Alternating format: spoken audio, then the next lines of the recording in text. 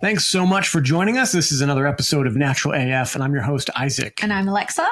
And this show is for you if you like to explore all things health, spirituality, human productivity, just being your best self and solving problems. We're very solution-oriented. I'm very action-oriented. And this episode is a very special one.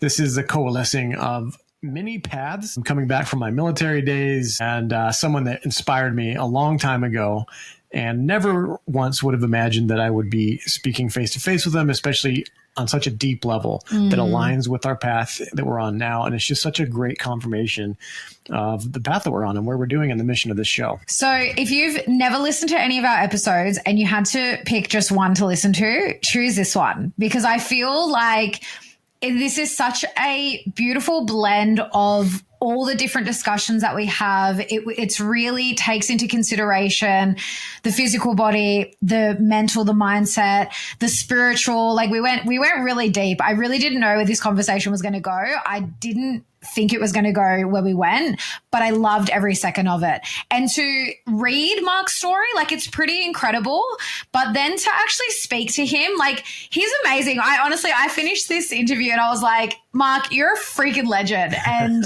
yeah, I think it's really important at this time that we're at to have male role models like him. He's incredible. Absolutely. Yeah. So we're talking about Mark Devine, the Navy SEAL commander. I sort of briefly tell the story about how I heard about him in the show, but I could go on forever, but I want to just share just a short little bit. But so as many of you know, if you've watched the show before, I trained for a brief period of time, but I was in the Special Forces training course called the Q course or the qualification course. I'm hanging out with these guys, my friends, and we're in a leadership course together, and we're doing a CrossFit workout. And I just discovered CrossFit, but my friend would be sweating in the corner and doing just crazy shit. He was doing the SEALFIT program. Sort of the end of the story is doing SEALFIT. I kept it up after I left the military, but I injured my shoulder doing that, just overuse, overtraining. But what was interesting is just the fact that a shoulder injury from the program that Mark started led to me making a remedy that would then go to help Mark, who's dealing with a massive shoulder injury now. He flew off a snowmobile going 40 miles an hour and hit a tree. Which is about 60, 65 kilometers an hour for the Aussies. Yeah. Yeah, serious injury. But this is just such a testament to the efficacy of the SEALFIT program for increasing athlete durability and all this stuff. But just on the spiritual path, I felt a strong gut instinct to make what I call alleviate now and to do this. It's kind of simple, but it's helping somebody that I look up to, and he's grateful for it. And it was just cool to see, to see how that story came full circle. So long story.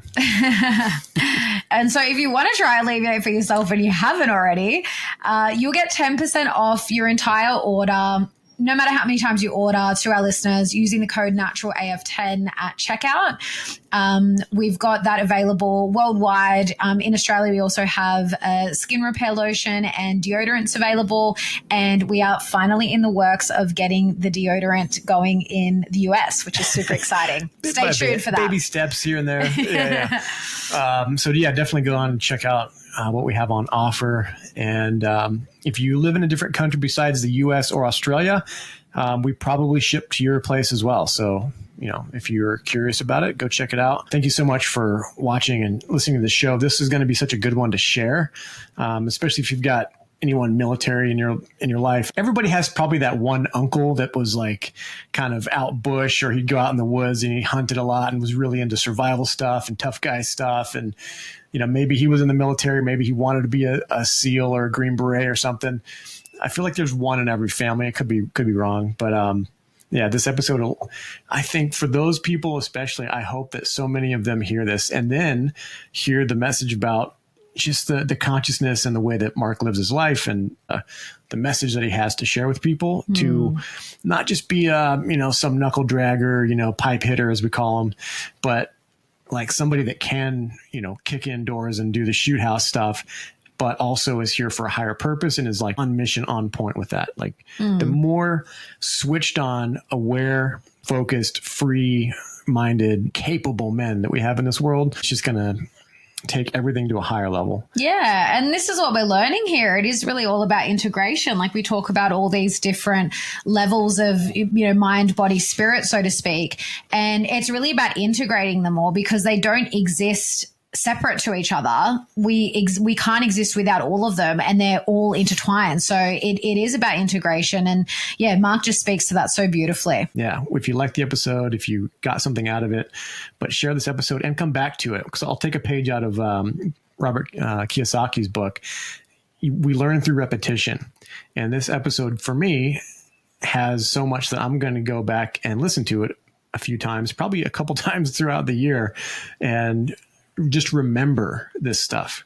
And it's not about knowing like, oh yeah, I know all this stuff. I'm aware of all this stuff. But if you really pay attention to what Mark is saying, there are some very big truth bombs in this that will change your life and will, decades from now, something will happen. You'll go back and be like, I learned that from Mark Divine. And it's because, again, it's somebody that has this calling, and the stuff that he found out that he's sharing with everyone else is his divine purpose. And no pun intended.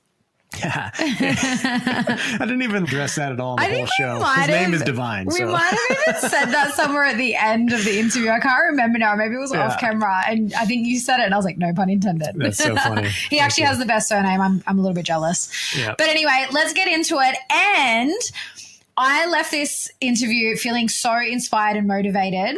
And it has actually motivated me to do something I've been putting off for a while. And if you'd like to know why, hang around for the outro at the end of this interview and I'll tell you what it is. Let's get into the episode. Enjoy, guys.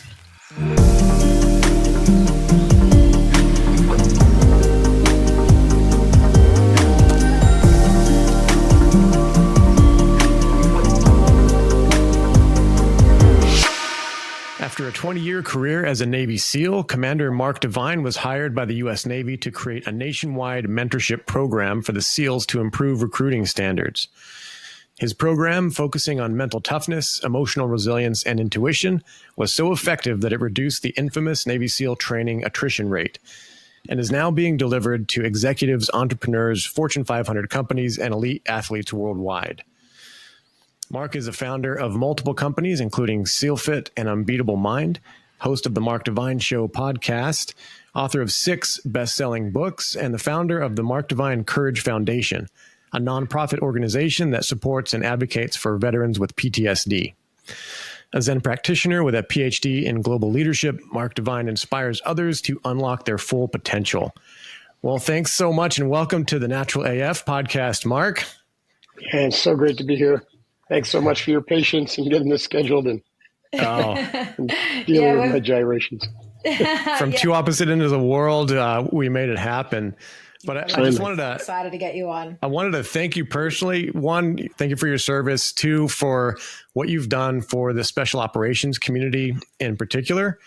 I first came into contact with your program through a friend of mine. I was training in the Army Special Operations in Fort Bragg. And a friend of mine was a Marine. I don't think he was full MARSOF, but he was in that realm. Was transitioning to the Army. We'd go and work out at a CrossFit gym. We'd do the CrossFit daily workout. It was like 15 minutes long, and he'd still be working out in the corner. And I was like, what is he doing? And he's like, some of my friends were like, oh, he's doing the SEALFIT program. I was like, he's doing like holding weights and doing sit-ups off the GHD machine and like just going for it. And I was like, this is more my jam. That's more my speed. Yeah.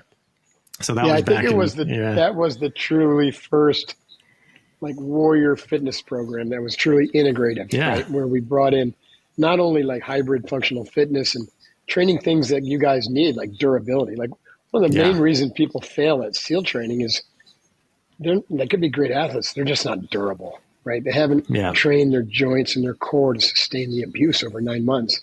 So that's what we did. We just figured out what can we do to make the body super hard to break. And man, I tell you what, this accident I just had is a testament that it works, right? Strong people are harder to kill. Yeah. I love that quote. Was that Mark Ripito, right? That's Mark Ripito, yeah. Well, can you actually get into a little bit for people like me that don't have a military background? Why is the Navy SEAL program notoriously tough and it has this really high rate of SEALs dropping out? Failure. Well, put it this way: they're all tough, but they're tough in different ways, as Zach knows. They're just different. Like Ranger School is a suck fest, but it's only 75 days. You can gut through 75 days pretty easily. It's long days, lots of basically rucking around with your weight and cold, and getting lost, and right, sleep deprivation and whatnot. SEAL training is unique though because it's every day is punishing, like absolutely punishing, and it's a performance-based program. So from the moment you step in, every time you do an evolution, you have to beat your prior score.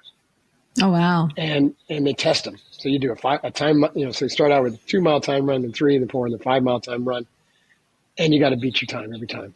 And then you have time swims, right? First starts at a half mile, then a mile, then 2 miles, and then you do a 6-mile. You got to beat your time. Of course, got to beat your time. And so that goes on for 6 months in BUDS, and then an extra 3 months in the SQT or SEAL qualification training. Wow. As from performance psychology and just training in general, generally, you go on these peaks and valleys. It's a very unique individual that can sustain increasing performance over 6 to 9 months. It takes a lot of mental power.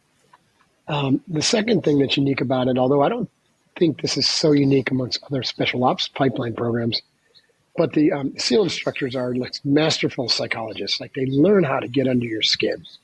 And they watch very closely what your emotional triggers are and what your childhood trauma patterns are. And they're like, they're going to find that. And they're going to squeeze that hard, right, to try to break you. Because if you're not, if you can be broken in BUDS, then you be broken in combat. Yeah, sure. And so a large part of the challenge is not the physical, it's actually the mental and emotional, right? Yeah. Then, of course, it's famous for Hell Week. Hell Week is singularly unique. I mean, Congress has tried to delete it so many times because people are worried that it's just too hard or it's not necessary. And the SEALs have wisely resisted that. And Hell Week is the ultimate simulation of combat. It's 6 days of nonstop training, 24/7, around the clock and no sleep. And it's all performance-based too. And it's brutal. In fact, our SEALFIT Kokoro camp, Zach, is modeled after Hell Week. It's modeled after the first 50 hours. One of the reasons that our training program, so with SEALFIT, what we did was we built a program that I thought would make the operators most survivable, whatever program we're going through, and not just surviving the pipeline training, but combat, right? Long years of combat. And so a big part of that was to bring the practices, what I now call Unbeatable Mind, into the program. So breath control, mindfulness, visualization, micro task focusing, attention control, in other words. And then this ability to really refine your ego so that you truly are there for your team and your teammates. And so when these guys get through my training, part of the training is obviously doing the OPWADs like you did and your friend. Over a long period of time, we do that together at our training center in Encinitas, California. You can think of it like an American Shaolin monastery. Guys would come and live with me. I'd have like 20 or 30 spec ops candidates, some of them all over the world. Like we had a ton of Aussies come over, Canadians, Americans, not just SEAL candidates, maybe 30 or 40% were SEAL candidates. We would train from like 4:30 in the morning till 10 o'clock at night, and then sometimes around the clock. And the graduation ceremony for that 30-day program was a 50-hour nonstop, evolution. And then we spun that off later to create what we now call Kokoro, which means to merge your heart and mind into your actions. So that program, we used to have people come back after Hell Week and tell us that Kokoro was harder than Hell Week. Wow. Isn't that crazy? And they attribute their success to Kokoro and to the SEALFIT OPWAD training. And 90% of those who trained in SEALFIT in that way through those programs make it through SEAL training. It's pretty cool. Amazing. Wow. Yeah, that stands up on its own. Just saying that, knowing how tough the training is. I had some friends that were in the SOC and medic course at Bragg that I was in that were SEALs, and our level of fitness in the Army, it was like playtime for them. It's just, we'd do these runs together and they'd be throwing pine cones at each other, playing games like while the rest of us are sweating out. And it was very interesting, a very unique experience working with the SEALs like that. You can see how quickly and easily they lock in on a team, kind of like a team mind, when they're Right. doing something, a task, it's like they don't even have to say a word. They just kind of look at each other and nod, and then everyone goes and does the thing. And it's just a really unique brotherhood. It's and very all that. hard to replicate that in any environment, right? I mean, there are some other high risk environments that have that sort of thing. I imagine like working on an oil rig or, something where the risks are very high. But the SEALs, Right. the training that the SEALs do, I don't think there's another organization on the planet that trains as relentlessly and seriously as the SEALs do. It's nonstop, even in the combat zone, right? We're training. I'm sure the SF guys do that too, but like we absolutely love training. Yeah, well, I like that there's that competition between the two. It's they definitely inspire each other to do as good as possible. I think so. I actually think combat really, the war on terror was rough on both organizations, man. Yeah. We had a lot of losses. You guys had a lot of losses. But we got to work so closely together. There was a great mutual respect that when I was in the 90s, I was in through 90s to 2011, but in the early 90s, mid 90s, we didn't really work as much with our, other partners. So there was a lot of jealousy and kind of rivalry, and wasn't always friendly. Right. So, but now there's a great cross collaboration. It's kind of nice to see. So let's rewind a little, Mark, because we know that you were you started in the corporate world before you joined the Navy SEAL. So what sparked the decision to actually become a SEAL? That's such a great question. I actually write about this in my book, The Way of the SEAL, because the transformation really happened and it's the cornerstone of what I do today. Because you're right. I went to a small liberal arts school called Colgate University. Most of my peers were heading down to New York, Manhattan, to go into finance or trading. And then there was a program that was being recruited on campus by the what was then the Big 8 accounting and consulting firms. It's now down to 4. But anyways, I was one of those guys. I grew up in a small town in upstate New York. My family has a family business, and it was always kind of expected that maybe I would go out and get a little experience, but I was going to come back and run the family business. That's what I was groomed for. And also, part of my origin story was I wasn't very confident. It might surprise people to hear that. I wasn't very confident. Externally, I looked great, right? I was, I did good in high school. I was, obviously an endurance athlete. It looked squared away, but because of all the kind of the abuse and the alcohol that was happening in my family, I had some self-esteem issues. And I didn't know how to study. Like I went to a public high school with 200 students in my class, and Future Farmers America, God bless them, was the biggest organization in the school. I think 4 people from my class went on to college. And I was one of them. Oh, wow. And so we didn't have any AP classes. Everything just came easy to me. And so when I got to Colgate University is one of the best undergraduate universities in the country. The only reason it's called a university is they have one math master's class. And so they resisted the urge to become this big bloated institution. They said, we're just going to be exceptional at, cultivating world-class undergraduates. And man, they do. They pump out some amazing people. So I get into this program and I'm like, I don't have a clue how to do what they're asking me to do. Like I didn't know how to do studying the way they needed it. And I ended up with a 2.8 GPA. And so I didn't think at all I was going to get one of these jobs. But Coopers and Libran, which is now PricewaterhouseCoopers, saw something in me. And the program was in partnership with NYU Stern School of Business. So I had to get into Stern, which was a trick. Stern let me in because of the job on academic probation, right? So it was kind of a interesting catch-22. I got into Stern, a top 10 business school, because of Coopers and Libran. The Coopers and Libran required me to go to Stern. And so the compromise was academic probation. And what's really interesting is I suddenly thrust myself in that environment, starting to go to school. I had a little bit more confidence in my academic success because I'm now graduating college. But what shifted everything for me, and to answer your question more directly, Alexa, is, as an athlete, like back then, there wasn't a lot of discussion about fitness. I mean, running wasn't, such a big thing, and there was no high intensity interval training. There was Nautilus training and kind of Cybex equipment. And there was no real discussion about longevity or lifetime fitness. It was more like you kind of did it as an athletic endeavor. And when you got out, some people just kept dabbling, but like 99% of my peers and the people I saw in the professional world in New York were like pasty and fat. And they were fine with it. But yours truly, similar to where you guys are, and probably everyone listening to this podcast was like, you know what, I'm going to maintain this body for life as best I can. Like, this is lifetime fitness.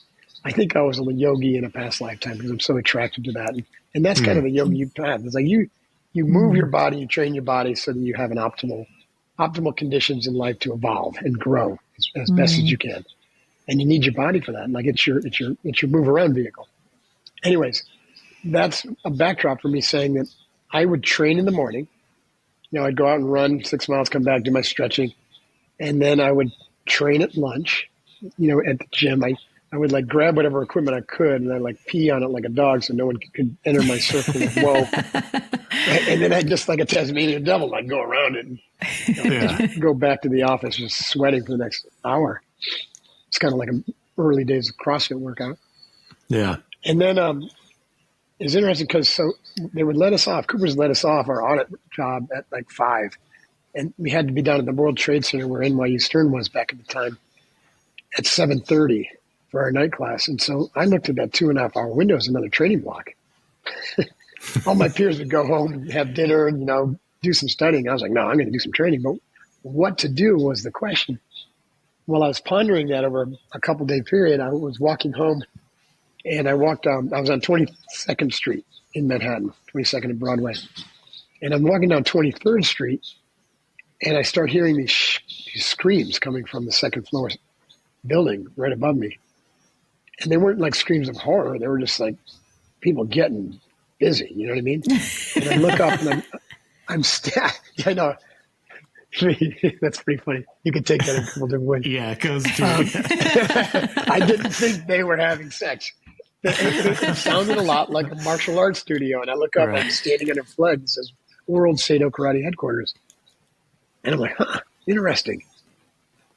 And I had a flashback. My freshman roommate, this guy's name was Dave Bowman.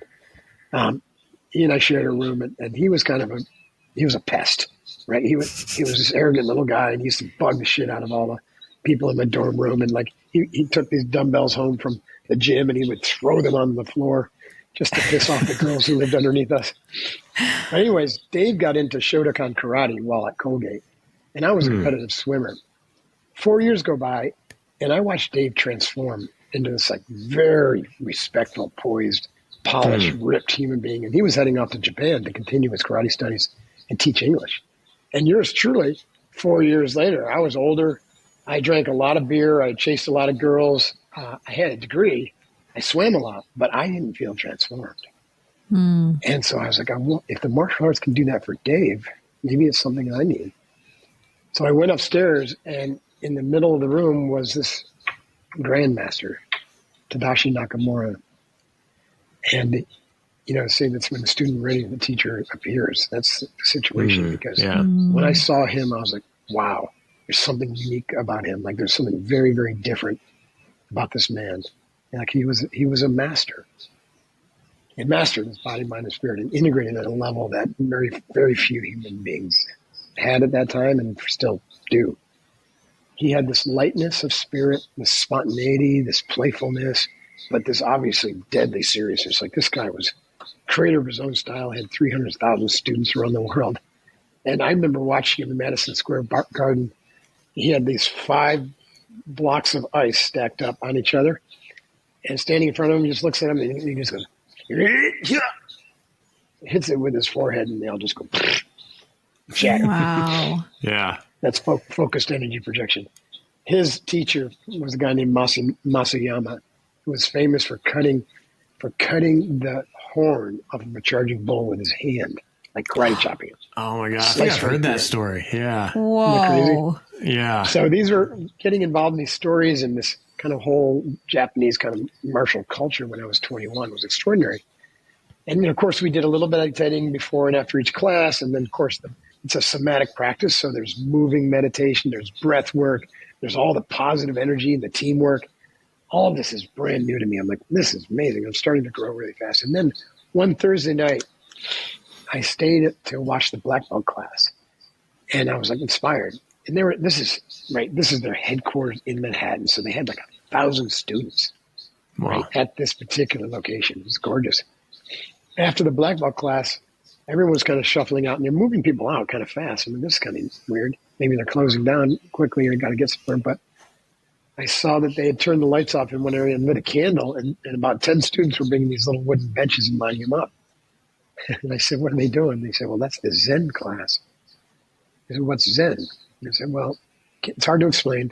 There's a book called Zen Mind, Beginner's Mind by a guy named Suzuki. Go read that and you'll learn more. So I got the book and I devoured it. I understood about 0% of it. But man, it was all talking about mental development and the mind and the states of awareness and consciousness that accrue from deep development of the mind and the process for developing the mind through these stillness practices, inner journey, right? So I asked if I could join the class, and I started studying Zen with Nakamura, and I loved it, right? I was one of the rare people that I really loved it. And I think the reason that I was successful with the meditation was because of my upbringing, and because of my upbringing was so chaotic and uncomfortable that I would spend long hours outside in the woods, in the wilderness, or it's just me in the woods, me in the wilderness, me and the animals, or me on the lake. And that's a meditation in itself, right? Steeping yourself deeper in nature. And then similarly, because I was comfortable with that, competitive swimming and endurance sports were natural to me. I could, spend hours alone. And if you think about swimming, like you're doing breath control training while you're swimming, right? You're holding your breath and releasing, you're getting into a nice pattern. And I had naturally gotten my mind into a place where I would recite a mantra while I was swimming. So I'm doing breath control and I'm reciting a mantra, and I'm doing this, for 3,000 or 4,000 meters at a time. That is also a form of meditation. So when I go and actually learn about meditation, I'm like, this is really cool. This feels familiar. But now I've got a teacher who's giving me a path and who can answer questions about some of the experiences. Well, guys, if I can, just say that nothing short of extraordinary to get into meditation in your late teens or early 20s, because your brain is still developing, and you want it to develop like really well and really fast. Start a meditation practice, because my brain just exploded, and I started to have these intense flow experiences. I started to feel that kind of the fluidity of time. Right. A lot of spec ops guys know exactly what I'm talking about. You have this, especially in combat, time gets really fluid. Any type of crisis, of course, you start to get into the contextual awareness where time is not linear anymore. Yeah. It's malleable. So I began to experience that. I began to experience the environment around me is like really thick, almost electrically soupy thick, which gave me the sensation that we're all connected, because we are. But I had that experience from meditation. Probably the most profound, there were a couple other profound shifts. One, the process, so Zen training starts out with concentration. Like Zen is predominantly a concentration path. And this is particularly relevant for Westerners because we're extremely distractible, right? Our technologically driven culture and social media, I didn't have all that, but still, the Western brain is trained in that linear left brain, and it wants to see what's next. It's always grasping for what's next and is pulling from the memory bank to kind of understand it and categorize it and put it in its place. And so because of that, it's popping, it's bouncing all over the place. And this leads to great anxiety and the inability to kind of even sit still, because you got to be getting things done. And it's great for getting things done and building things. Look at all the things we built. But it's not so great for relationships, and it's not so great for plumbing the depths of your soul. So concentration is to basically, now the practice that Nakamura had me do is a lot like what I teach the SEALs these days. I call it box breathing. He didn't have the holds, but he said, you're going to inhale slowly to like a 5 count. And then you're going to exhale slowly. And this is through the nose, deep diaphragmatic breathing. And you're going to exhale slowly, and you're going to count 1. And then you can do this again. And you're going to count 2. And you're not going to do anything. You're not going to think about anything else. Just inhale, exhale 1. Inhale, exhale 2. And then he says, when, not if, but when you notice that you're thinking about something else, bring it back to the breath. but go back to 0. Right? Yeah. They'll just pick up. So when you first start this practice, you're like, oh, that's easy. And you get to 10 and you're like, that's easy. But the whole time you're thinking. Right. You say, well, that's not it. Right. And so after a few months, you might be able to actually get to 3 or 4 without thinking of anything else. So this trains attention control. You're able to keep bringing your attention back to the breath, back to the breath, back to the breath.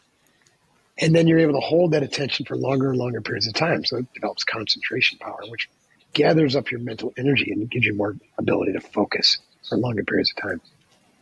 Well, if that was it, then I would have been a really focused person, and I am. But what leads to the constant ability to notice that your mind has wandered, suddenly you shift your attention to the one that notices that. Does that make sense? Yeah. So if your mind is wandering and you say, oh, my mind is wandering, who's the part that's saying my mind is wandering? Because otherwise, before that, you were the mind that was wandering. You were merged with your thoughts. So this practice, if you stick with it for long enough and you do it well, naturally opens up to what mindfulness is intending. And mindfulness is just intending to be the witness, the monitor of your thoughts. And this is an incredible shift for any human being, but for me to have this shift when I was 21 and 22 to where I suddenly realized that I'm not my thoughts. And then it opens up a whole new world, because then you can start asking different questions. Like, if I'm not my thoughts, then who am I? Right? Which is like the dangerous question. Right? Yeah. The dangerous question is going to shatter the life as you know it and lead to complete freedom. In fact, who am I? It's Ramana Maharshi's, Inquisition. The other thing is, if I'm not my thoughts, whose thoughts are they, and are they serving me? Now, that was a good one for me, because I'm looking at the whole litany of things that are in my brain every day.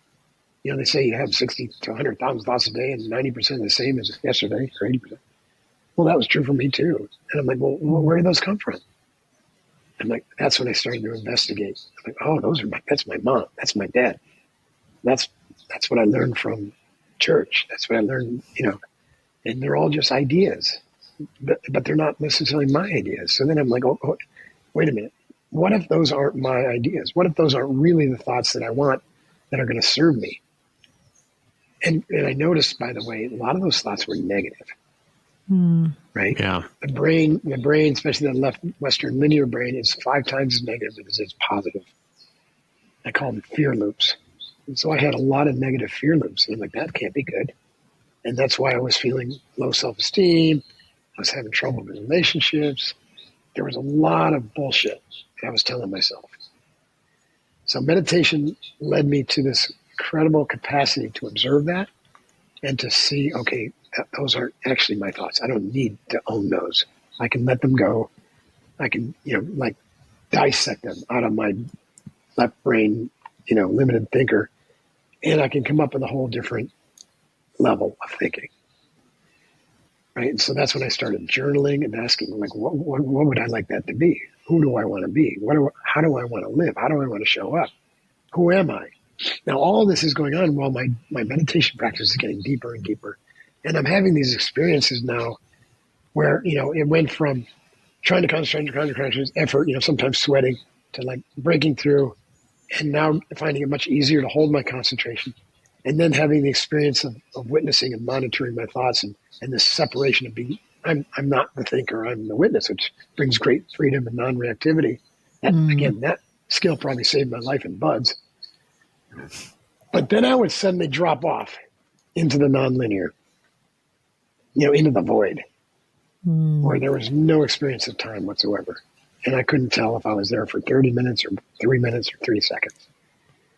And every time I would come out of one of those, come back into kind of the linear experience of being a human, I had an experience that I was bringing back something with me, like some sort of knowingness, not knowledge like we know of knowledge, where you like a model, or a theory, just a sense of something.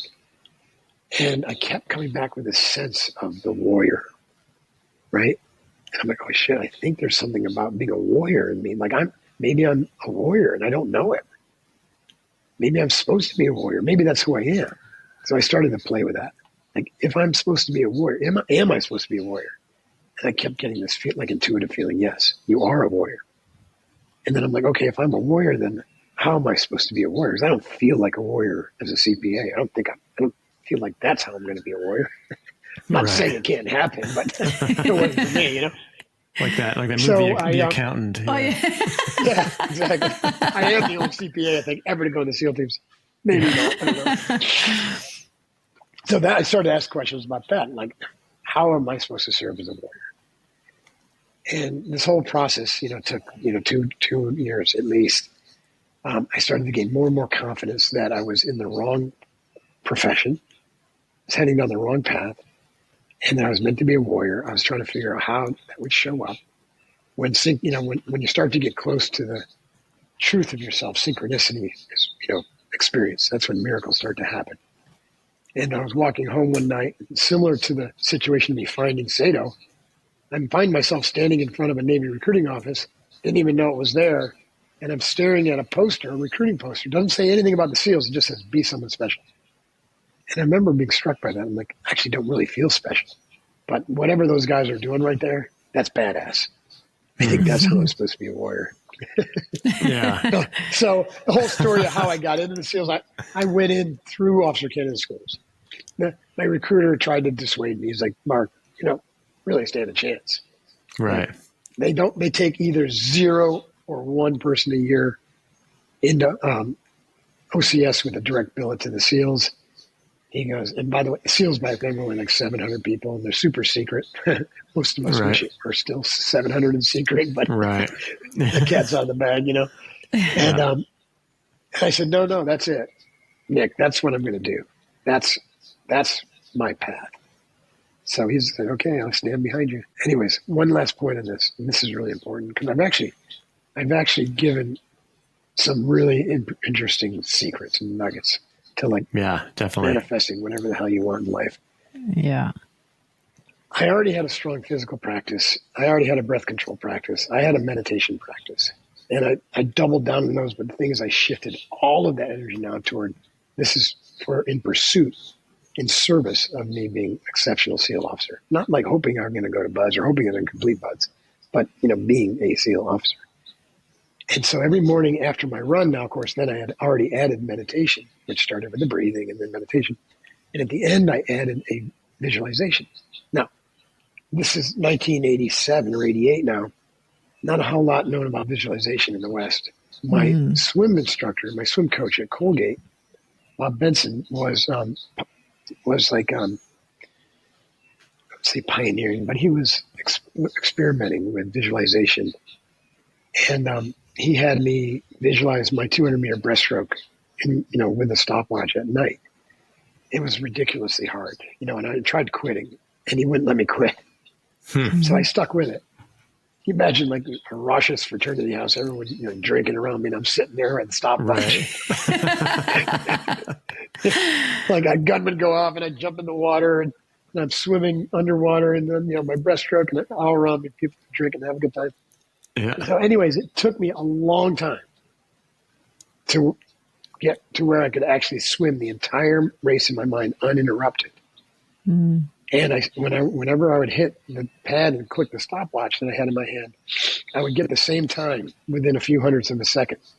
And ironically, it was 3 seconds faster than I had ever swum in the pool. Wow. And all that was my sophomore spring season. And it turns out that my junior fall, I had gotten into this study group to go overseas to London. And so I went, and so I didn't swim. I didn't swim at all. I missed the entire season. I come back in the spring of my junior year, and I run into this guy, Mr. Mr. Benson. And he's like, Mark, some pleasantries. How was Europe and all that? And he goes, hey, we have our championship meet next weekend. Do you want to jump in the water with the team?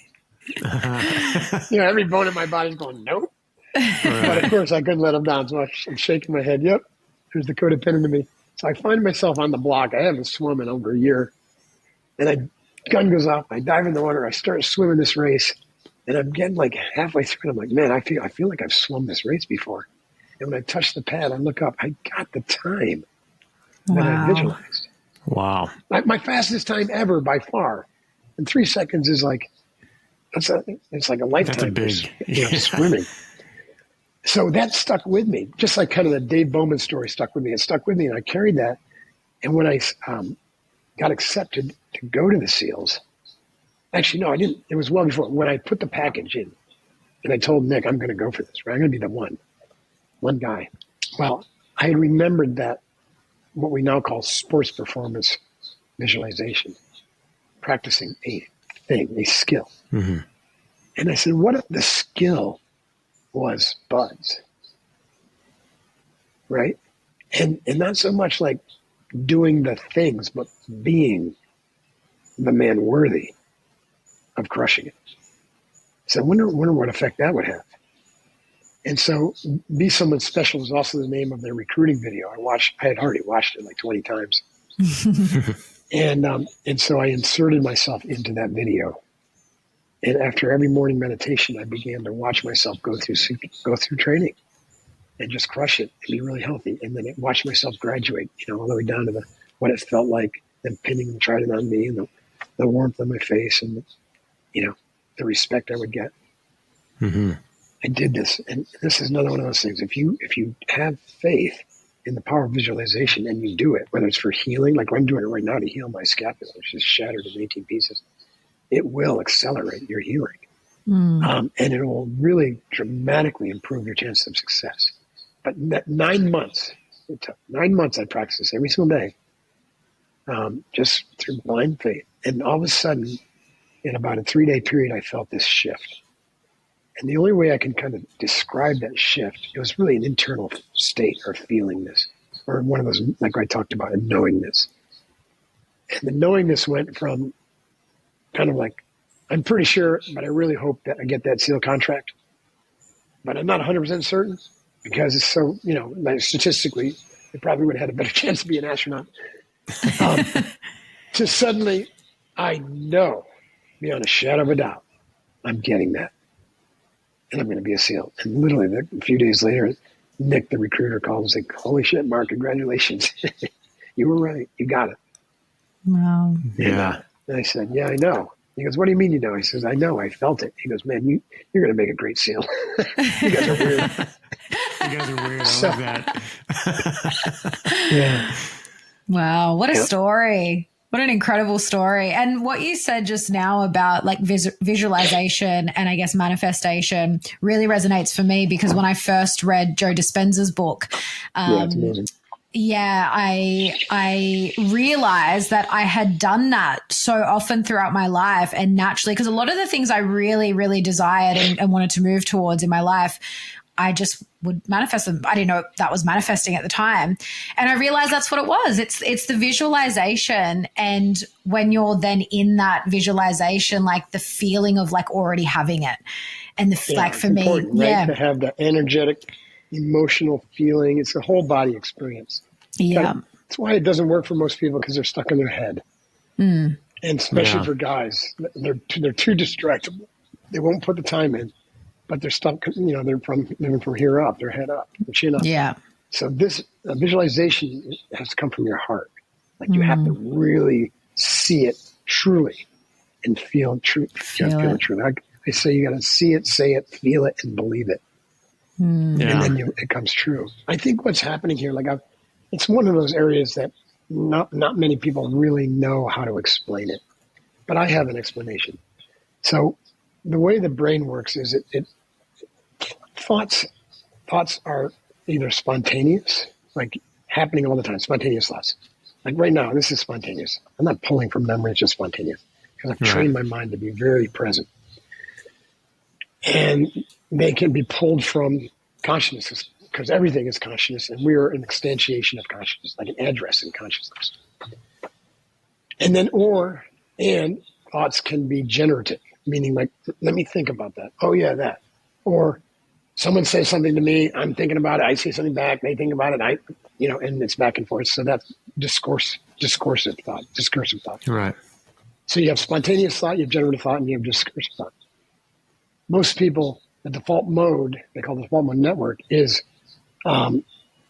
it's discursive and generative and subconscious pattern triggered thinking. Right. Right. Which is where you get the constant churning of the same thoughts day after day after day. And so when it comes to discursive and generative or even the subconscious, it's all pulling from memory. Right. So essentially that's how the mind works. It pulls from memory. It takes that memory and relates it to what you're experiencing. And if it's relatable, then it's good and you can classify it. If it's something that's not relatable, then generally it's discarded and maybe even not remembered or not stored even. This is why everyone keeps repeating the same patterns and their world shows up in the same way every day, because they're just basically taking what happened in the past, they're accepting it as reality, and they're projecting it into the future. And so in that present moment, their future possibility is contaminated with their past memories. That makes sense? Yeah. They're not operating with a blank slate. That's why the practice of meditation is so powerful, because in that present moment, you have the opportunity for anything to happen, for any thought, for any creativity. But because our minds are trained to always constantly be filling that silence up with memories and then projecting it in the future, then we are constantly recreating what we have in the past. So where am I going with this? What if through visualization, you're planting a new memory? Now, the visualization, as soon as you have it, it's in your past. So it becomes a memory. And then every day you add energy to that visualization. And it's just like, I liken it to like, if you take a ball of string and you just keep rolling around. What if I thought like a visualization one day, it's not very strong. And you visualize the next day and you visualize it really well. And then all of a sudden the energy gets stronger. And the next day, and so this ball of string is getting thicker and thicker and thicker. In fact, the Tibetan monks have a practice where they collectively visualize the same thing. And they call it a dakini. And a dakini is something that the energy gets so strong and its purpose is like pure, to go out and do good in the world. Then the dakini, they set the dakini free to go do its work. So you're creating a dakini of your future, practicing your future, which becomes a memory that then you draw on that positive memory of your future, right? And now in your present moment, you're infusing your present moment with that future potential, as opposed to poisoning it with the past. Yeah. Yeah, I can see what you're saying about time not being linear. This kind of lends to that, where you're taking something that you're looking forward in the future, but it's acting as if it's already happened, or That's if it's right. already present reality or past reality. And then you're moving forward from that position That's of right. knowing or having accomplished that or whatever. That's right. And the more you practice, then the stronger that image becomes. It's like a pull. It creates this good gravitational pull until it's impossible for it not to come true. Yeah,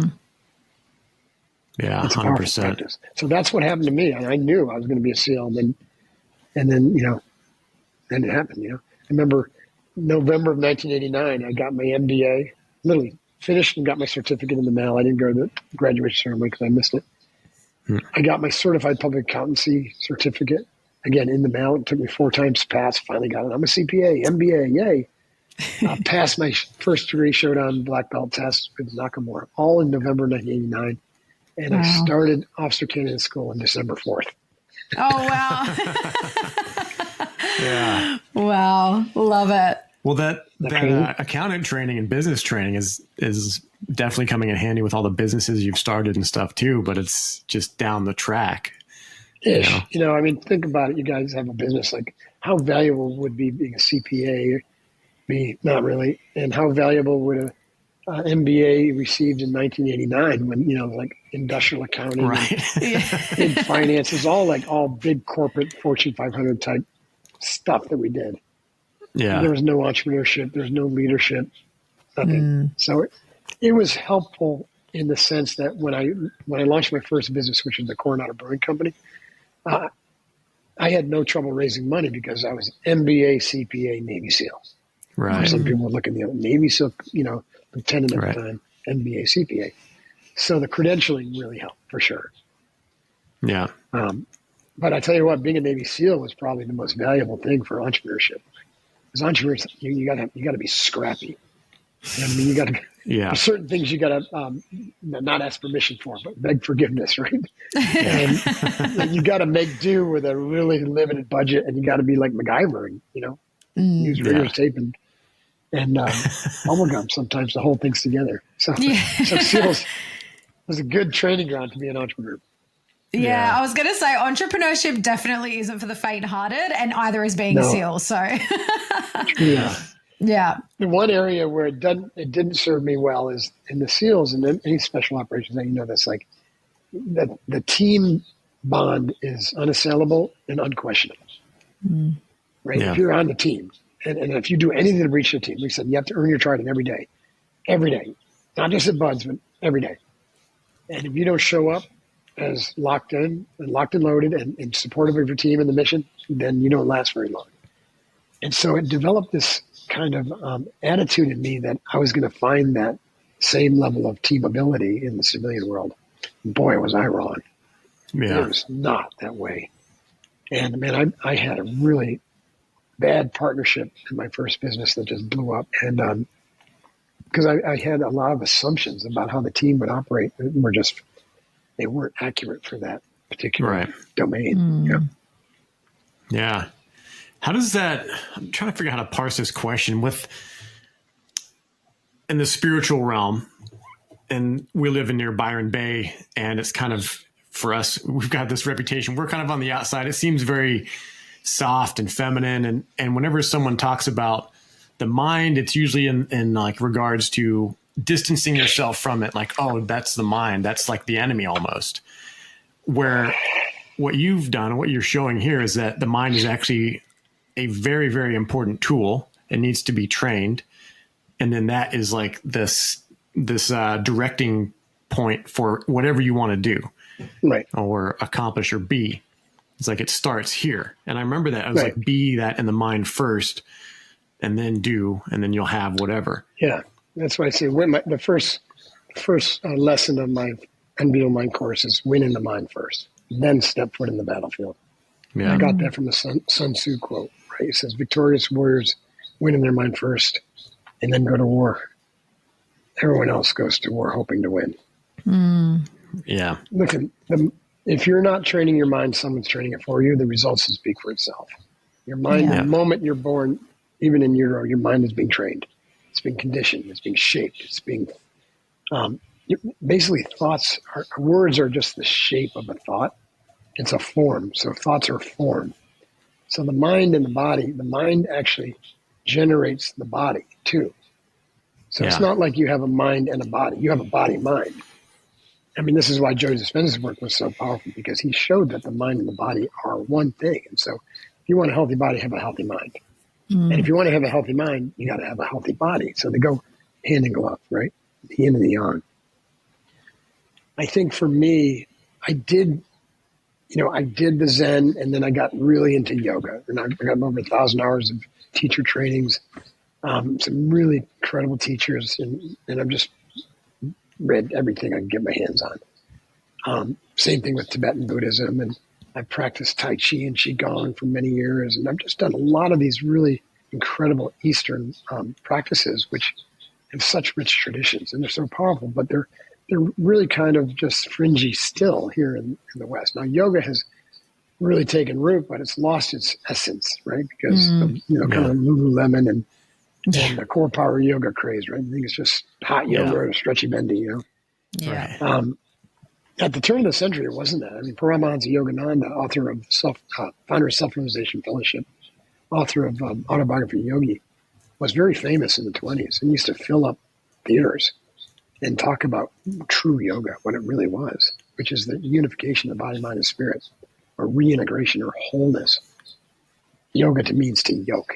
Anyway, so where I'm going with this is, it all started to come together with me with that SEALFIT program that we were talking about when we started. And when I had these guys with me for 30 days, I really was thinking like, this is multidimensional training. The physical part came pretty easy to me. I had CrossFit to draw from. I had Whippetone, all the strength training. I just ripped through as many certifications as I could. I used to help Glassman and Dave Castro from CrossFit run certifications for the SEALs. I mean, I got really good. We had a CrossFit gym. And so I built my own functional fitness training program fairly quickly. And I codified it in the book, 8 Weeks of SEALFIT, which became a national bestseller. But then, I had a lot of time with these guys. We were training 12 to 15 hours a day. And we're not going to work out that whole time. And we did a lot, we did a lot of physical training, but in between we did a lot of mental training, and a lot of team and work and leadership development. And I remember in the very first one of these that I ran, I was using Sanskrit words to talk about breath work, pranayama, and, these different, and I was using the Sanskrit words to talk about yoga poses. And the guys were literally rolling their eyes at me. Some of them were like snickering. A couple of them, had something to do, like, important phone call. And I found out later that they thought it was religion, and they couldn't step into, that studio because Christian religion wouldn't allow it. I was like, no. So I was like, oh man, they completely misunderstand what's going on here. So I got to take a different approach. So I called it taking the foo out of the kung fu. And I just took everything that I knew would work, and I dumbed it down, simplified it, codified it as, like, I have this one program called Kokoro Yoga, but I didn't call it that to these guys. I called it integrated movement. And I developed all these really cool movement pattern sequences, anywhere from just a few minutes up to an hour and a half. Some of our yoga practices have kettlebells in them. Yeah. It's incredible. It's cool. They're backbreaking, just awesome practices. A lot of breath work, a lot of the visualization, all of it integrated in these practices. And I started teaching that, but I didn't call it yoga. I called it, like, this one's the hip mobility drill. Right. This one's the shoulder mobility drill. This one is warrior practice number 1. And this is warrior practice number 2. And they loved it. And then, of course, we have lectures on the science of breath control, why it works, and what's it doing to your nervous system, how it's keeping you in control in combat, and why, when you stop doing the box breathing, this is something that finally got proven by science. Like, I taught that we're going to breathe in a pattern of 5 count in, 5 count hold, 5 count out, 5 count hold. And that, I explained as best I could back then in the mid 2000s, why this was so effective at keeping you calm and clear-headed in combat or in any stressful situation, because you're at deep diaphragmatic breathing, you're getting more oxygen in, you're massaging your vagus nerve, and you're stimulating your mind a little bit because of the not naughty system, I didn't use that, but the energy systems. Mm-hmm. That one they didn't really believe me on, but I knew it was true. And so you're activating that parasympathetic rest and digest, which keeps you calm, and so you're going to be in a state of real balance. But most importantly, I would say, is this box breathing practice is for doing when you're in a seated position, like a meditation or in calm. You're not going to do it in combat, but you will have trained yourself to diaphragmatically breathe slow and deep to a 5 count in and a 5 count out, because that's what you've been practicing every single day. Yeah. And we call that tactical breathing. You might remember that. We call it tactical breathing now. Yeah. Mm-hmm. And so tactical breathing is 5 count in, 5 count out. Guess what? If each count is 1 second, that's 6 breaths per minute. And research has just recently come out in the last year or so that's saying that the ideal breathing pattern for optimal health and longevity is 6 breaths per minute. Yeah. Through your nose. Yeah. We were teaching that. And people are making millions of dollars teaching breath work now. It's pretty funny. I've been teaching it since 2006, and I don't think I've earned a penny. Well, that's what I was noticing. Like, so in my training, I hit the rocks at some point. I had a previous partner who I've talked about some of my experiences on the shows. Ended my military, into my special operations career before it really got off the ground. That's unfortunate. During the medic stuff, yeah, gut wrenching. But that led me on this path. So SEALFIT was part of me not getting buried in depression, but keeping my mind forward and keeping something in front of me that was a challenge that I would keep going back to and doing. And then on top of that, years later, I'd have these experiences where similar, like ending codependent cycles, facing my shadow, and then getting into shadow work, and then going the intense route with deep tissue release and a type of body work that another former Navy SEAL came up with. I don't know his name, but my friend Urasimo studied that and did that on me, released this stuff. But I started having these experiences like releases, learning about breath work, feeling more connected to the body, more that yogic connection, the mind, body, spirit, and remembering some of the things that I experienced going back through like Special Forces selection, where I had immense pain and would visualize just completing that day. I had fractured feet from the very beginning, and it was just a mess. It was just a gnarly, But I was just like, there's something very, very potent here with the spiritual stuff. And I went very heavy into that in the last couple of years. Nice. And remembering back, I mean, I read your book, The Way of the SEAL, years ago when it first came out, when it first dropped, and started doing the practices with the meditation, the Sentinel visualization, the meditation thing, the deep water meditation. Nice. And now I'm just, I knew before I'd talked to you, but I was like, this guy has been where I'm just now discovering. And I think there's so much there to learn from someone who in their community would be kind of, like you said, snickered and scoffed at. This stuff is pretty woo-woo. But we're talking about the very foundation or the very fabric of what's beyond reality. You know, this is like the eminence of who we are. It's interesting you say that, because I definitely was looked at a little uniquely. You know, a lot of guys did not like that I was using the SEAL brand for SEALFIT. I had to actually fight the Navy for the trademark. I can understand that. I also own NavySEAL.com. I did some like millions of dollars of free recruiting for the Navy. I tried to sell them the domain and they wouldn't take it.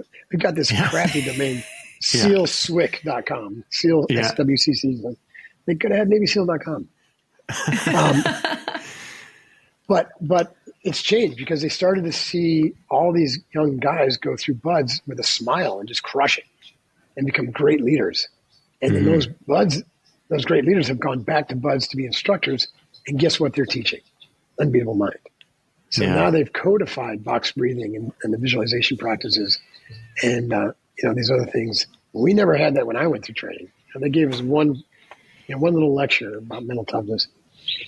So nowadays, people are, and the SEALs are doing yoga now, and they're okay calling it yoga. It's awesome. And they're doing therapy. That's the impossible accomplished right there. Yeah. So times they are changing fast. Yeah. I definitely am grateful to have been part of that. I'm kind of like the OG or the pioneer.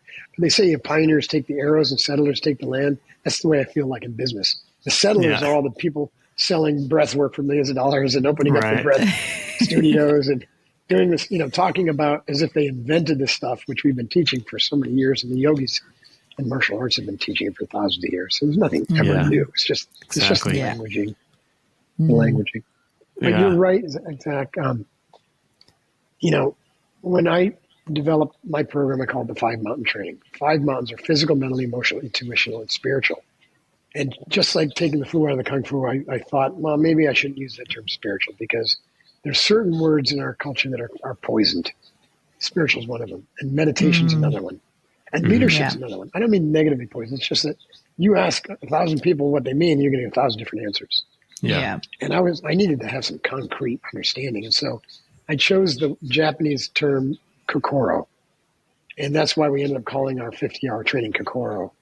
And kokoro just means the same thing as yoga. It means whole mind, or it means merging your heart and your mind through your actions. And that points to the 3 primary paths to spiritual advancement or spiritual awakening: head, heart, and hands. Hands is service, karma yoga, being out doing good works. Like Mother Teresa is a classic karma yoga, just throwing her heart into her work. Yeah. The heart path is called bhakti yoga. It's the path of devotion. Like a born again Christian is a the love of Christ is bhakti yoga. It can be anything, right? Love of nature, right? Love of self, just pure devotion, love, opening the heart.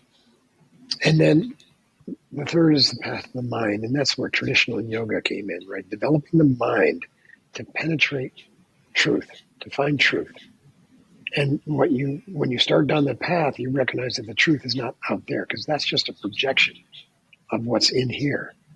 This is why your therapy and shadow work is so important, because whatever you're experiencing out there is a projection of the trauma you experienced and the trauma-informed patterns that you developed as a child that you're still putting out in the world. And then so it's coming back at you. It's a reflective universe. Yeah. So important. That's a massive thing for people to learn. Yeah.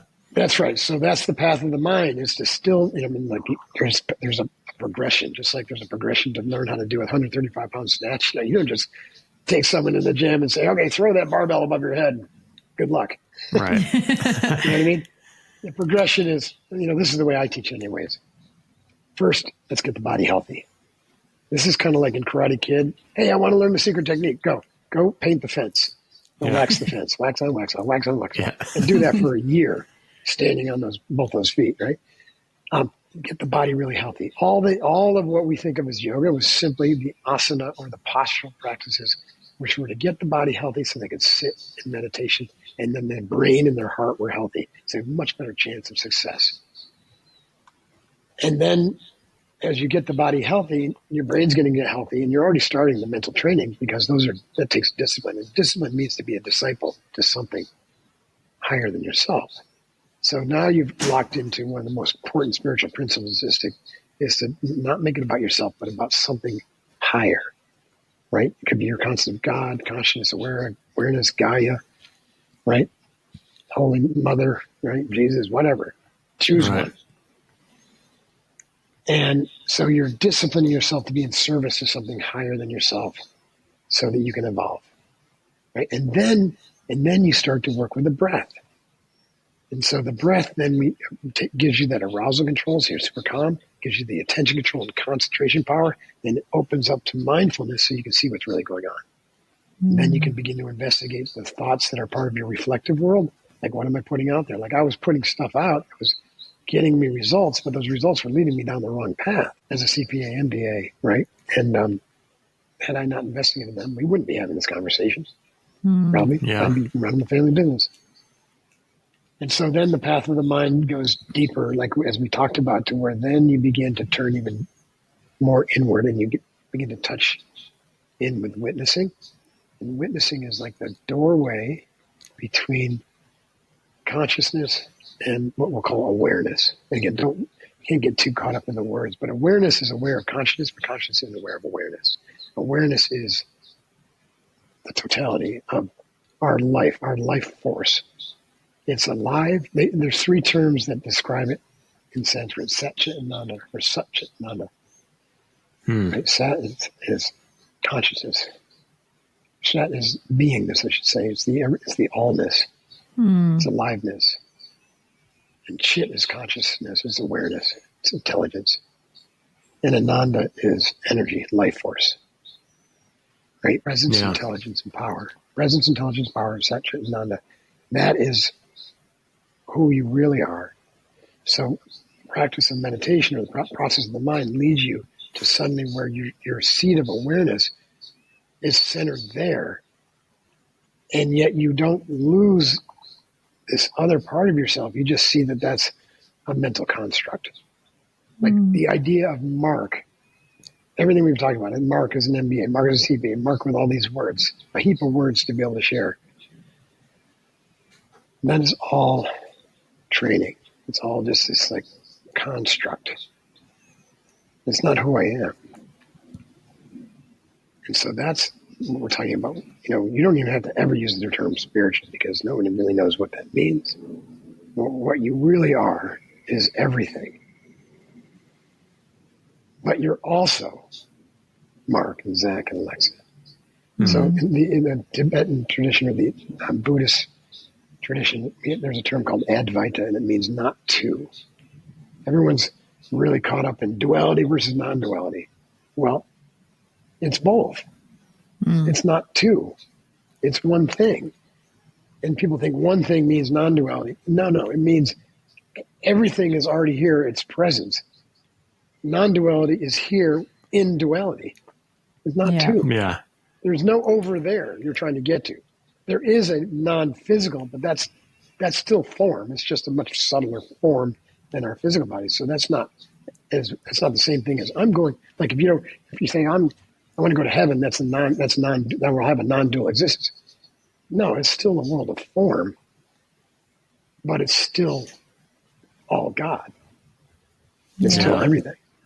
Anyways, a little hard for some people to wrap their head around because, again, here in the West, we're really, informed or steeped in the traditions of, Judeo-Christianity predominantly, which says that God is somebody over there. It's a being. And it's not. It's you. It's me. It's all of us. It's everything. Yeah. Would you say it's like a state of being or a state of consciousness, or is it just awareness and consciousness itself? Again, words are just words. Yeah. As soon as you try to name it, you're missing it. So what it is when you meditate and suddenly you feel like you are the world, that's it. One of my favorite meditations that simulate this was introduced. I'm not going to remember his name right now.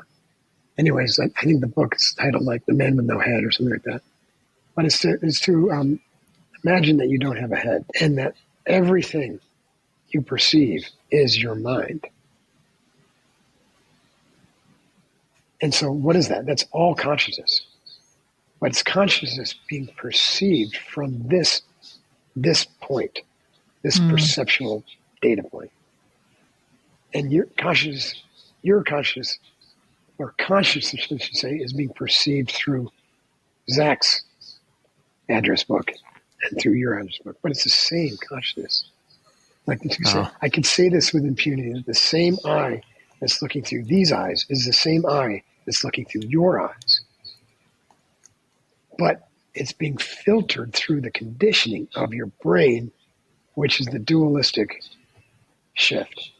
And the brain, especially the left linear aspect, is designed to slow everything down and to take what's actually happening simultaneously and to part it out and to give you the sense of past, present, and future, and to give you a sense of cause and effect. But in the nonlinear, the future causing the past is just as sensible as the past causing a future, a past event causing a future event. Yeah. And you can say with impunity from the perspective of non-duality that there's an infinite number of causes for everything to happen. Which is a great way to let yourself off of being a jerk. Like, you've done something crazy. And okay, first off, it's the conditioning that did that. It's not Mark. Right. It's not me. That was Mark. Mark's just a ball of conditioning.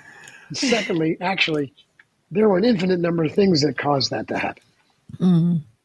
Yeah. It doesn't give you a license to be a jerk, though. So. Yeah, it reminds me of I do this character Anael. I call him Anael Orpheus. He's like a holistic men's shaman, and one of the lines is, "I forgive you for making me do that." That's classic. I love it. Yeah. Well, I love this conversation because Isaac and I often talk about this, and Isaac gets a little caught up because I think it can, like anything, things can become inverted, like you said, and they kind of lose their essence a little. And I think there is this in the spiritual, quote unquote, spiritual world. There can be this whole thing of like, well, we're just all one and, we just accept everything and like no one can do anything bad because we're all one. And it kind of goes this other way. And also where people can lose their individuality because they just want to merge with everyone and everything around them.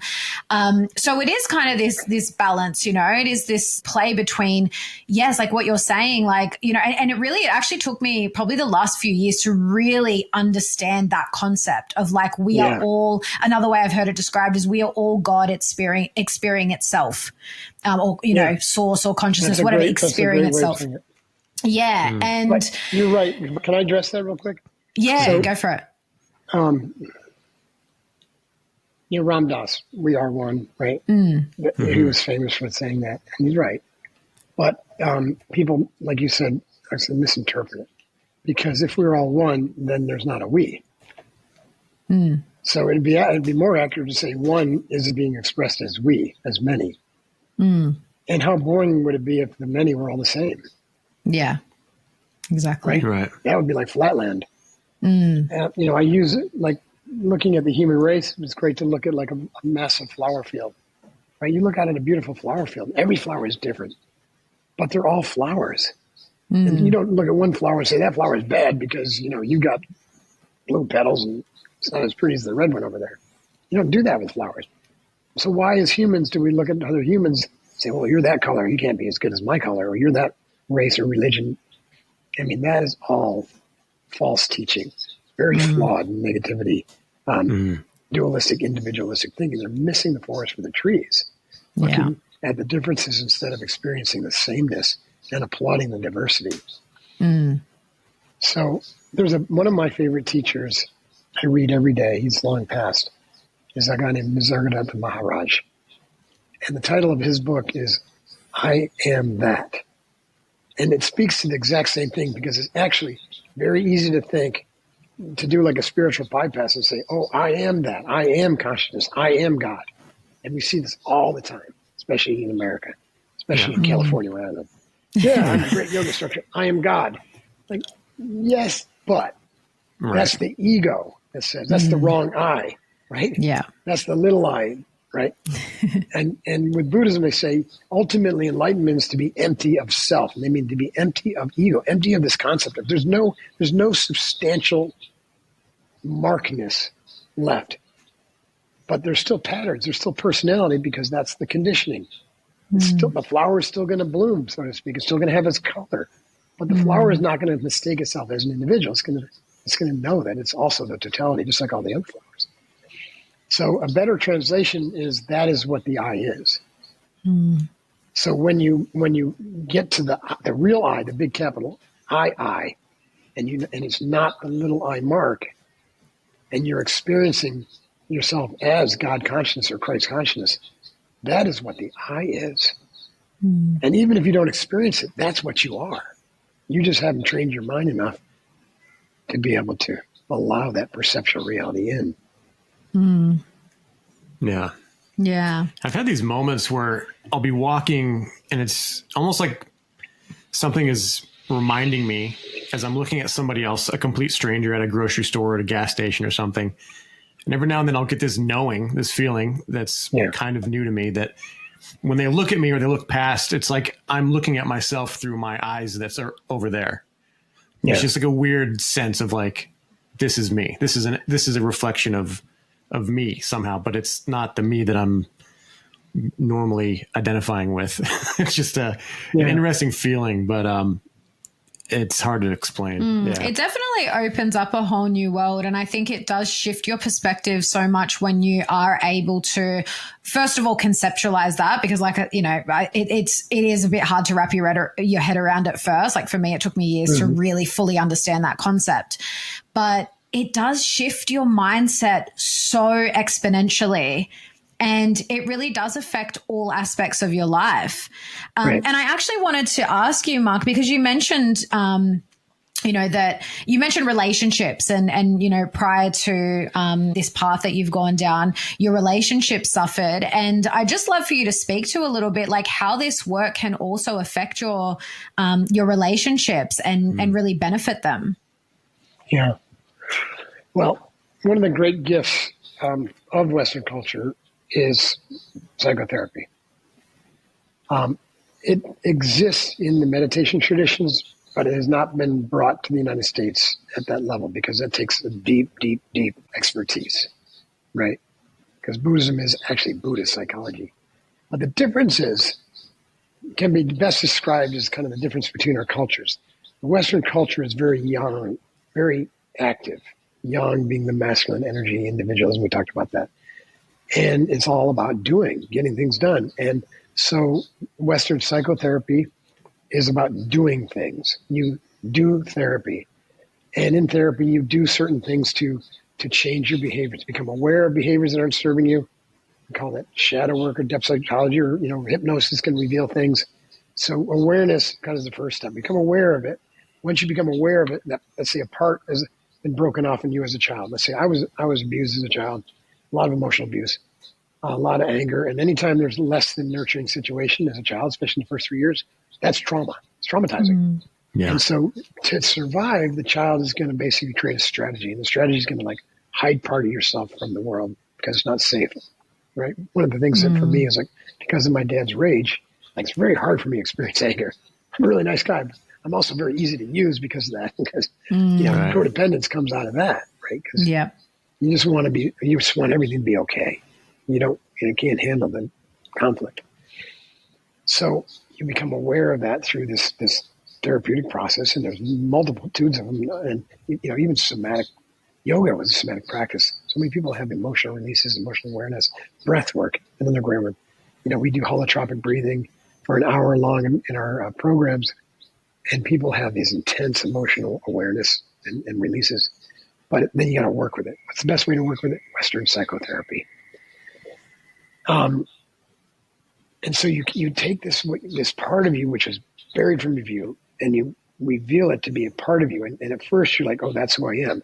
But as you work with it, then you can take it outside of you and you objectify it and say, no. And you create an I-thou relationship with it. Like, it's not who you are. It's a pattern. It's a childhood pattern.